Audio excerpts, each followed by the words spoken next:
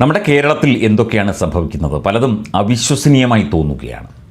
ഇവിടെ യുവാക്കൾ എങ്ങോട്ടാണ് പോകുന്നത്?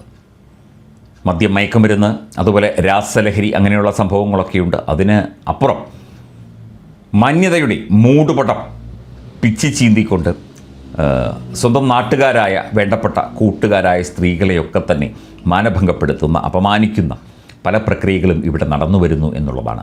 അതും സൈബർ ഇടങ്ങളിലാണ് ഇത് കൂടുതൽ നടക്കുന്നത്. ഒരു വാർത്തയാണിത്. അതായത് പെൺകുട്ടികളുടെ ചിത്രങ്ങൾ, പെൺകുട്ടികളുടെയും മുതിർന്ന സ്ത്രീകളുടെയും ഒക്കെ ചിത്രങ്ങൾ മോർഫ് ചെയ്ത് നഗ്ന ചിത്രങ്ങളും അർദ്ധനഗ്ന ചിത്രങ്ങളും ആക്കി ടെലിഗ്രാം എന്ന ആ ഒരു സമൂഹ മാധ്യമത്തിൽ വിൽപ്പനയ്ക്ക് വെച്ചിരിക്കുന്നു. അതിൽ ഒരുത്തൻ ഇപ്പോൾ ഇതിൽ പ്രധാനിയായ വ്യക്തി പിടിയിലായിരിക്കുന്നു.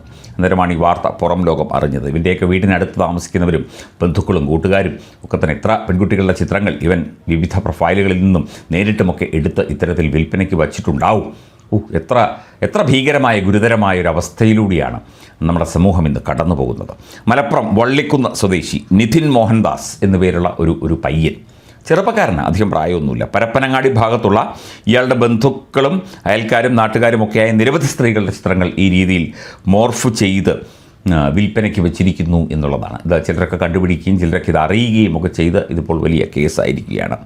ഒരു ചെറിയ പയ്യനാണ്, രാഷ്ട്രീയ സ്വാധീനമുള്ള ഒരു വ്യക്തിയുടെ മകനാണ് എന്ന് പറയുന്നു. വലിയ ഇടതുപക്ഷ രാഷ്ട്രീയ ചായ്വുള്ള ഒരു വ്യക്തിയുടെ മകനായതുകൊണ്ട് ഇയാളെ ഇതുവരെ അറസ്റ്റ് ചെയ്തിട്ടില്ല എന്നാണ് അറിയാൻ സാധിക്കുന്നത്. നിധിൻ എന്നാണ് പേര്.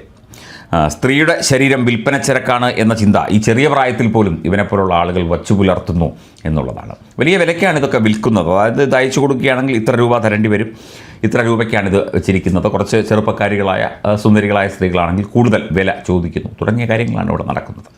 നമ്മൾ ശ്രദ്ധിക്കുക, പ്രത്യേകിച്ചും സ്ത്രീകൾ ശ്രദ്ധിക്കുക. ഇത്തരത്തിലുള്ള കഴുകൻ കണ്ണുകളാണ് നമ്മുടെ ചുറ്റുമുള്ളത്. നമ്മുടെ സഹോദരിമാരും മക്കളും, എന്തിന് അമ്മമാർ പോലും നടന്നു പോകുന്നതും അതും ഇതുമൊക്കെ തന്നെ പകർത്തിയിട്ട് അതിനെ മോർഫ് ചെയ്ത് പ്രത്യേക സാങ്കേതിക വിദ്യ ഉപയോഗിച്ച് നഗ്നമാക്കി ചിത്രീകരിച്ച് ഇതൊക്കെ വിൽപ്പനയ്ക്ക് വെച്ചിരിക്കുന്നു. ഇവൻ്റെ പിന്നിൽ ആരൊക്കെയുണ്ട്? ഇവൻ മാത്രമാണോ ഇത് ചെയ്യുന്നത്? ഇവൻ്റെ കൂട്ടാളികൾ ആരൊക്കെയാണ്? ഇവൻ്റെ ഉദ്ദേശം എന്താണ്? ഇതൊക്കെ തന്നെ കണ്ടുപിടിക്കേണ്ടിയിരിക്കുന്നു. നമ്മൾ ഇന്ന് നേരിടുന്ന വലിയ തോതിലുള്ള ചില ഭീഷണികൾ, സൈബർ ഇടങ്ങളിലെ ഭീഷണികളെക്കുറിച്ച് പ്രിയപ്പെട്ട പ്രേക്ഷകരും എല്ലാവരും, നാട്ടുകാരും, ലോകമെമ്പാടുമുള്ള എല്ലാവരും ബോധവാന്മാരാകേണ്ടിയിരിക്കുന്നു കൂടുതൽ.